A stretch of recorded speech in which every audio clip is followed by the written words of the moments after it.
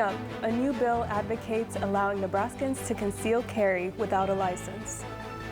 In sports, UNO men's basketball has found their guy to lead the team going forward. And then, see how Omaha's creative storytellers are thriving in the job market. All this and more on the Omaha News.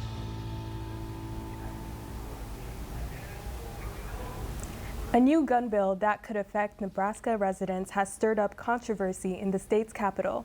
Reporter Liam Fenwick joins us from Studio A. Tom Brewer is the one who introduced LB 773 and argues it's in line with the U.S. Constitution.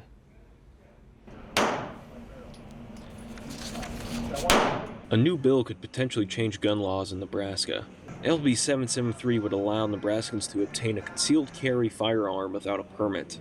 If the bill is passed, Nebraska will join the group of 20 states that allow permitless carries. Trevor Thrasher is the director of training at 88 Tactical. Their organization offers a variety of tactical training for its members. Thrasher says Nebraskans can no longer ignore the issue. My initial thoughts were that it was coming. At some point or another, Nebraska was going to have to address this, and I think it's also inevitable. Bordering states like Iowa, Kansas, and South Dakota already allow permitless carries. Thrasher says he doesn't think permitless carries are problematic. I don't think a permit should be required. I think all people should obtain appropriate training so they can safely handle a firearm. I think that training, initial training, should be free, should be provided by the government, should be part of our educational system. Not everybody agrees with Thrasher, though. Some anti-gun violence groups believe the bill would do more harm than good. The Nebraskans Against Gun Violence group opposes LB 773. They say permitless carries are a danger to the public and children across Nebraska. President of Nebraska Firearms Owners Association, Patricia Harold, says their perspective is flawed. Their argument is really illogical and unobjective, and we almost have like 25 states in our country that have constitutional carry, and what we have found is gun violence does not go up. She goes on to say permitless carries do not increase the rate of criminal use of firearms. She also says it doesn't decrease the rate of gun safety training. LB 773 has passed through the first round of the state legislature. However, the bill is still being processed and has not been made into law. Back to you in the studio. A traveling exhibit on one of the world's greatest freedom fighters and politicians has made its way to Omaha. Reporter Mars Johnson joins us live. Thanks, Maria. The Durham Museum is the third location in the U.S. to host an exhibit focusing on the life of Nelson Mandela. It started in South Africa, and it is full of original relics. There's something for everyone to learn here. Videos and artifacts, such as handwritten letters by Nelson Mandela himself, are showcased through July 3rd, here at the Durham Museum. A volunteer of 6 years at the Durham Museum, Betsy Hildebrand, says she's still trying to figure out the whole exhibit. It's huge. I mean, we're covering 3 of our big exhibit rooms with it. Betsy didn't know much about Nelson Mandela before the exhibit, but he was about the same age as my dad. So she felt inclined to compare Mandela's life to her father's. Betsy was out of college by the time Mandela got out of prison, and she used to think that the apartheid system of racial segregation was always present. It started in the mid-1900s. Director of Communications at the Durham Museum, Jessica Brummer, says she loves history and getting others excited about history. The Durham Museum seeks exhibits that fit a diverse range of learners. Brummer says people may want to visit more than once to take in everything the exhibit has to offer. Many of these things have never been seen outside of South Africa before. Brummer sees a connection between then and now. So many of the messages that are in this show are relevant to today's world as well. The Durham Museum is hosting free virtual events with guest speakers who knew Mandela. Anyone can visit the Durham Museum on April 2nd to experience the Nelson Mandela exhibit for free. Back to you in the studio. After the break, see how young entrepreneurs are getting their feet wet in business at the Concordia Business Fair. Coming up, join in on the Seed Share event where people are attending to get open source seeds from organizations.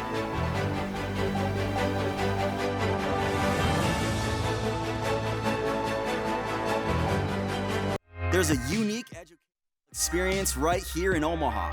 With access to top-rated programs, in-demand degrees, and a worldwide community of graduates, UNO prepares students for life, wherever it may lead. From Omaha to Italy to Uganda to Japan, Mavericks are working in communities around the globe. So where will a degree from UNO take you? UNO, access to exceptional, access to the world. Learn more at unomaha.edu.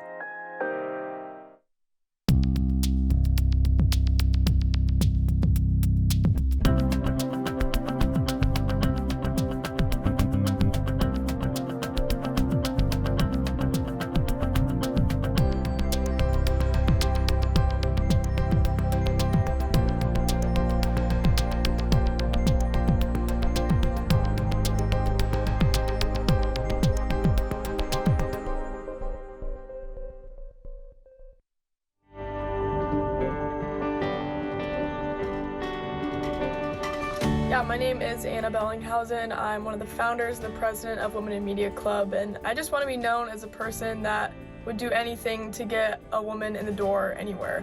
I want to be known as someone that paved the way for young women before me and that honored and respected the women that came before.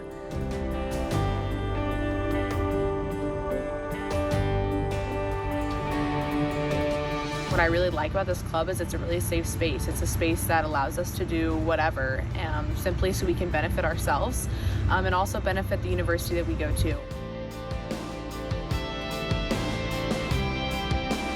There needed to be a door to open for these women, just something that they can easily go to, and that's the Women in Media Club.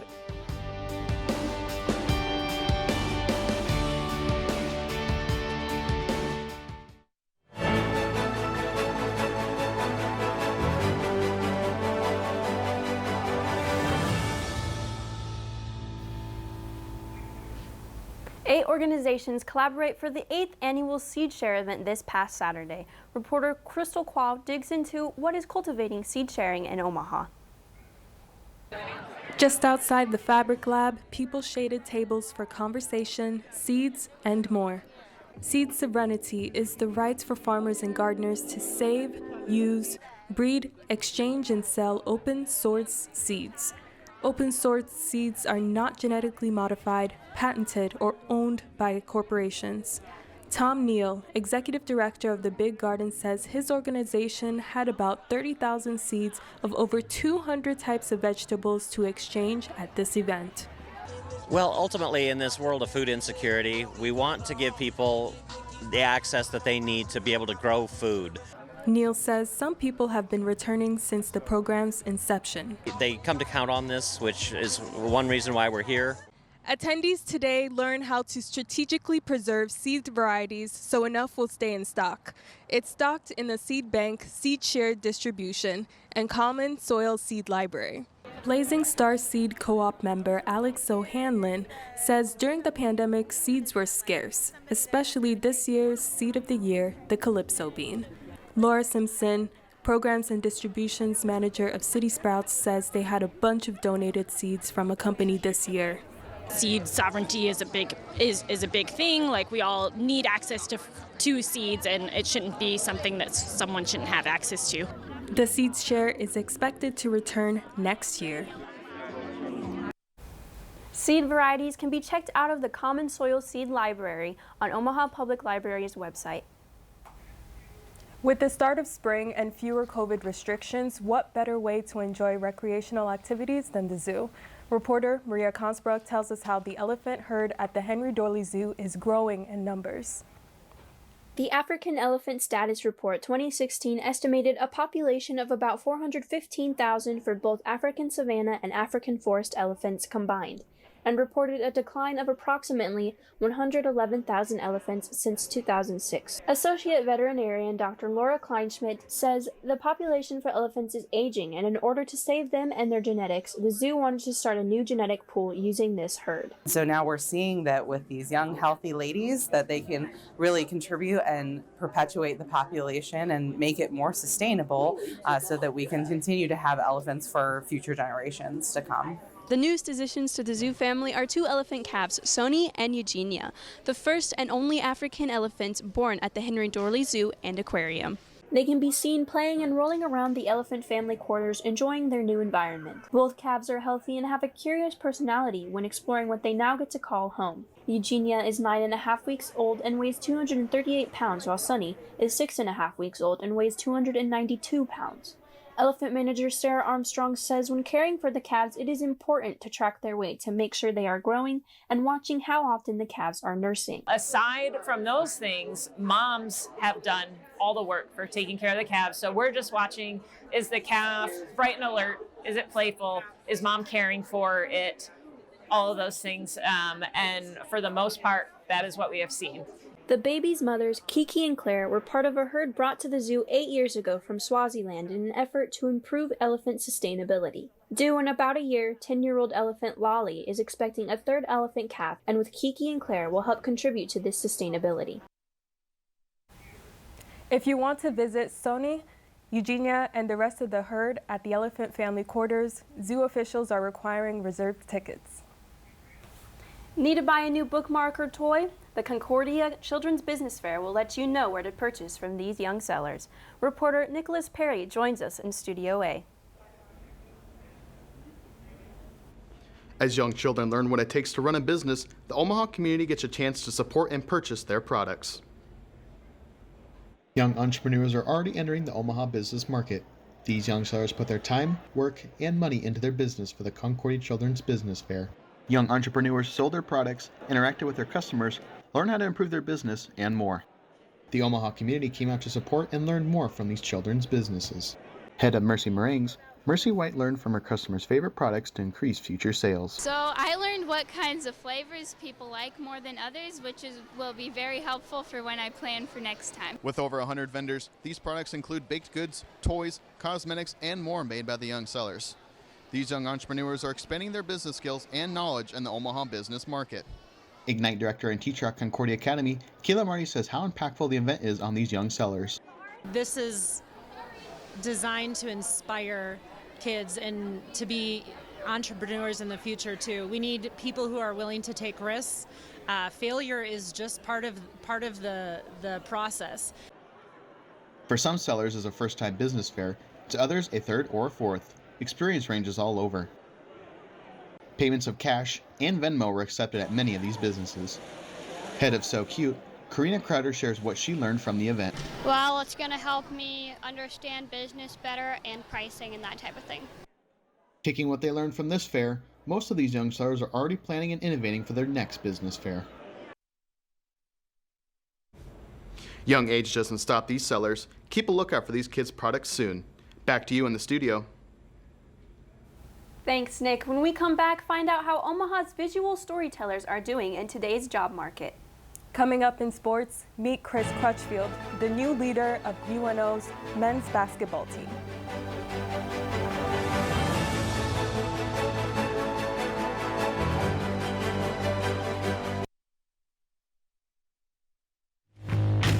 To the women who paved the way. To the women who paved the way. You showed us we can be comfortable to be ourselves. Comfortable to be ourselves. Comfortable to be ourselves. It doesn't always cut it just to do the same job that a man would do in that position, because we as women are judged differently.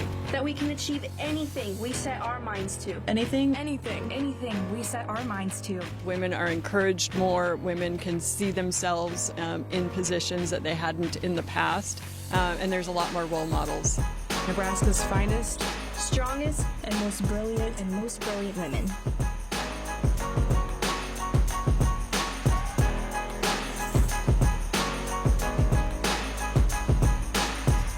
International Women's Day means the whole world.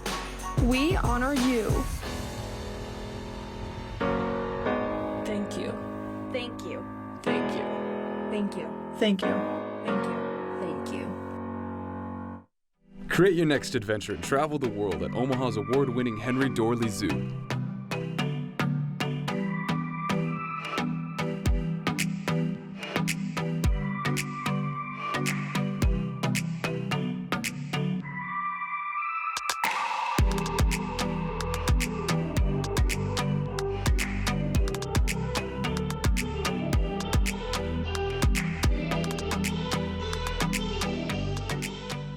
For me, it's about understanding the process. of communication and what we learn through that process. So something that you'll find within the School of Communication graduate program is that there is such a rich field of expertise. I can think of no other discipline where we spend so much time focusing on not just one side of the conversation, but all sides of the conversation. Not only do you get to work closely with other graduate students that come from all different walks of life, but you get to learn from graduate faculty that take those perspectives and help you grow yourself in a way that teaches you to be an academic, but also lets you be you in a really unique way. I chose UNL very specifically, not just because I live here, I'm proud to represent here, but because I thought their program offered strengths that I didn't see in other programs.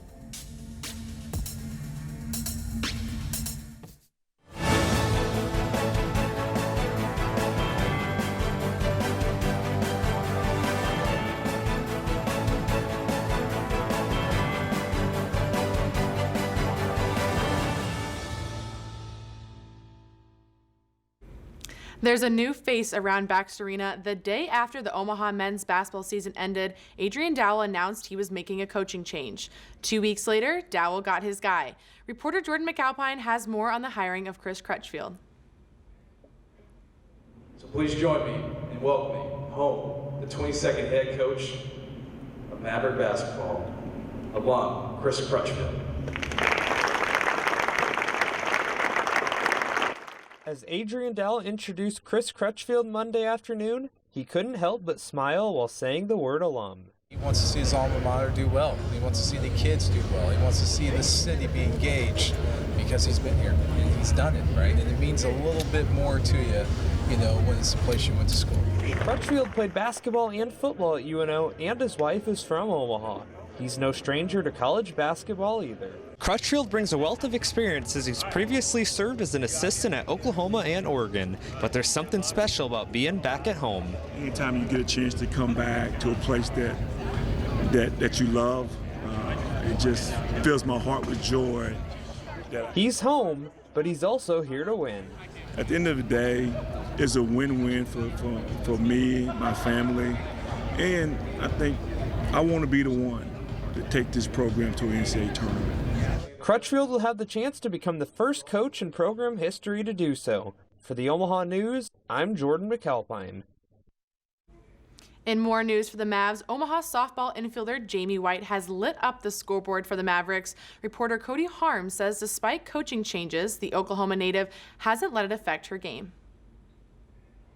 Jamie White, a senior for the Mavs, didn't even play for the coach who recruited her, but White says her visit on campus, as well as the promise of new facilities, was all it took for her commitment. I came for a visit here, and right when we pulled up, my mom was like, "This is the one." White says the coaching change happened late after last season, so the team had little time to explore transfer portal options.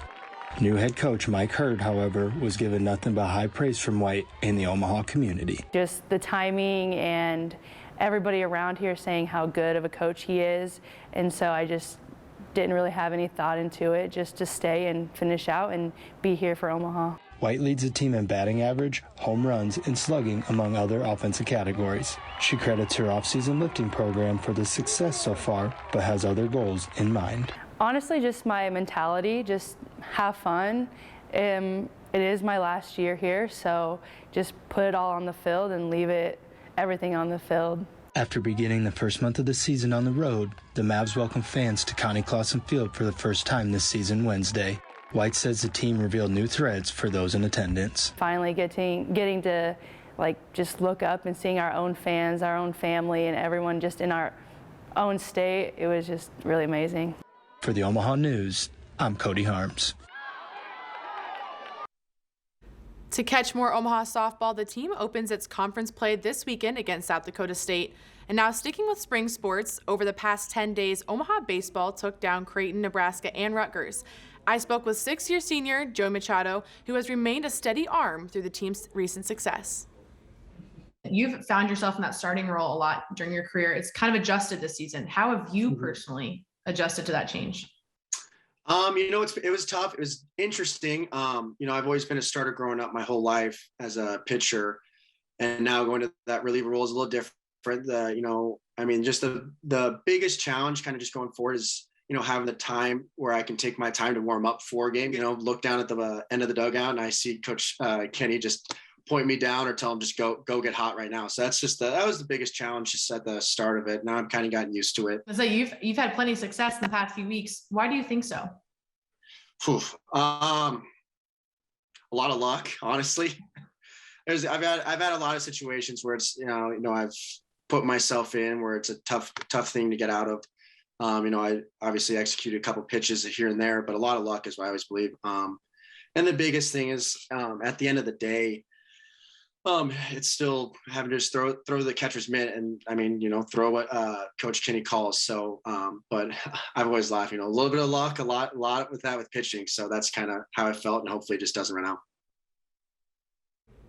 Although Machado chalks a lot of it up to luck, his 9 scoreless innings of relief against Nebraska and Creighton earned him Summit League Pitcher of the Week last Monday. That's all we have for you this week in our Omaha Athletics coverage. Check back in next week for more on the Crimson and Black.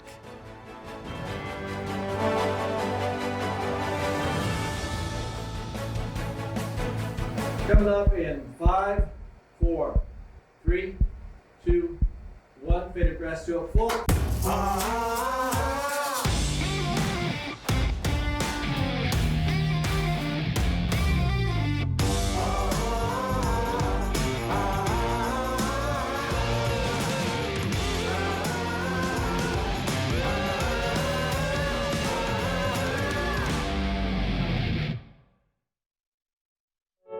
I never thought I'd be standing in the clouds looking down on the ancient ruins of the Incan Empire. I never thought I'd live among the street artists in Valparaiso. I never thought I'd make friends that would last a lifetime. Adventure's out there, and as Mavericks, it's up to us to find it. Stop thinking, start doing. Visit educationabroad.unomaha.edu.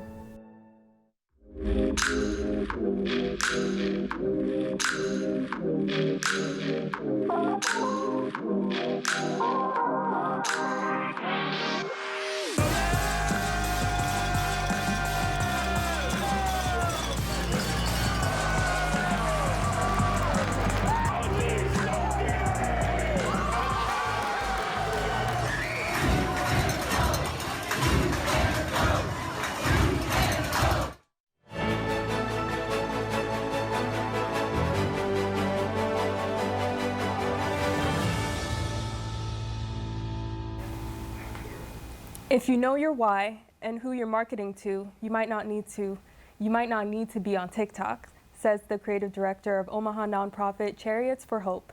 Reporter Pauline Dulang says there's a growing demand for non-traditional creative jobs in Omaha. Catherine Sullivan is a 25-year-old photographer and entrepreneur. She's the co-owner of K&K Photo and Film, a wedding photography and videography business based in Omaha. Honestly, there's plenty of work to go around, and we don't all want to do the same things all the time. She says Omaha creates a welcoming atmosphere for growing creatives such as herself instead of the cutthroat competition you'd find in major cities. There can be opportunities anywhere you look. Like for me, I went into the wedding industry, which works well because weddings happen everywhere and people are always getting married. Catherine says major cities tend to have an oversaturated market, making it difficult to compete in creative business. Marketing director for Chariots for Hope says creative jobs in Omaha are often disguised under marketing or communication job titles. Digital presence is like the way of the future. It's not that print stuff is going to be gone forever, but we need people that can tell stories within that 5-second margin of time that you get on TikTok, that you get on Instagram. According to the U.S. Bureau of Labor Statistics, there are approximately 10,000 jobs related to arts, design, entertainment, sports, and media in Nebraska. For every 1,000 jobs in Nebraska, 10 of them are in the creative field. Overall, the Bureau of Labor Statistics projects employment in art and design to grow 4%, while employment in media and communication will grow 14% from 2020 to 2030. There's a photographer for everything, and that's the great thing that I've found with Omaha. The community is awesome. For the Omaha News, I'm Pauline Dulang. Bryce says job responsibilities of creating marketing occupations are typically flexible and require you to take initiative to implement new knowledge. He says it's more about who you know and how long you're willing to work up. Finally today, Omaha comedians struggled to find a way to get on stage during the pandemic. Reporter Addison Parr tells us how a local community club is helping comedians get inspired again. After a long intermission due to the pandemic, audiences are squeezing into a small theater in downtown Omaha, ready to spend an evening laughing. The Backline prides themselves on creating a safe space where comics can get the opportunity to practice performing, try new material, and perfect their skills. But Omaha comedian Cameron Logston says he's just excited to get back in front of a crowd after the pandemic. Yeah, I mean, I don't think anybody got into comedy to be alone behind their computer. So being in front of an audience again, it's energizing, it feels really exciting. The Backline currently offers multiple chances to watch performances, with shows 4 times a week. But during the pandemic, they were limited to online performance. Live comedy has struggled during the pandemic, with most venues having to close their doors or restrict numbers on audience members. According to a survey from the Live Comedy Association, almost half of all comedy workers were considering leaving the industry during the pandemic. Omaha comedian David Terrell Green says he left the comedy scene during the pandemic, but came back to feel inspired by his audience. Every artist, regardless of what it is that you do, you need like a level of inspiration, and you need people around you to feed you that energy. The Backline encourages anyone interested in trying comedy to come sign up for a class or an open mic. And whether you're interested in improv, sketches, or stand-up, you can have the opportunity to step into the spotlight. For the Omaha News, I'm Addison Parr. You can see the Backline in action at their improv competition this Friday, March 25th at 7 p.m. That's it for today. Join us again next week for more news and entertainment in the Heartland. Follow us on Facebook and Twitter at UNO, the Omaha News, and find our website for even more news and stories at unomaha.com. From all of us here at UNO Television, thanks for watching.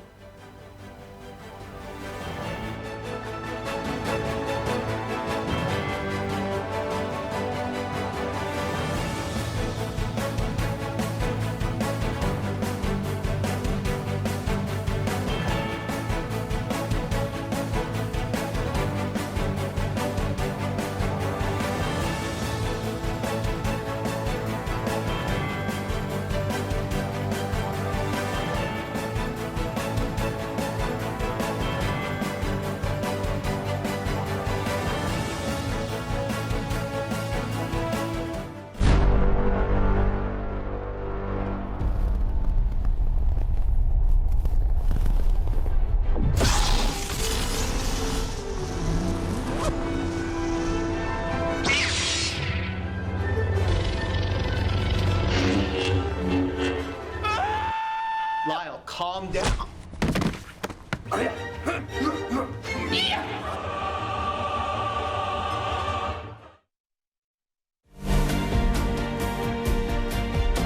Welcome to the Omaha News. We are Omaha. The complex was condemned by the city in January for numerous safety reasons. We are truth tellers and award winners. They process and recycle approximately 100,000 tons of material. We are a community of strength and a team of big dreams. We are the Omaha News, where the people are the story.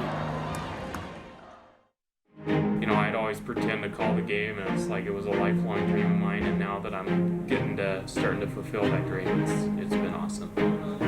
With the UNO School of Communication, your dream begins today. Unbelievable experience. I'm extremely grateful that I get to do it. And it is so exciting to see what they can do and what they want to do. What can you say about your Maverick team? The deadline is now. It is the longest-running Omaha-based statewide television program on the air today. Hi everyone, I'm Kathy Wyatt, producer and host of Consider This. Now in our 25th season, we wish to acknowledge those who have made this educational journey possible. Our guests, underwriters, student crews, the Knowledge Network, the University of Nebraska at Omaha, and of course, viewers just like you. Thank you for watching.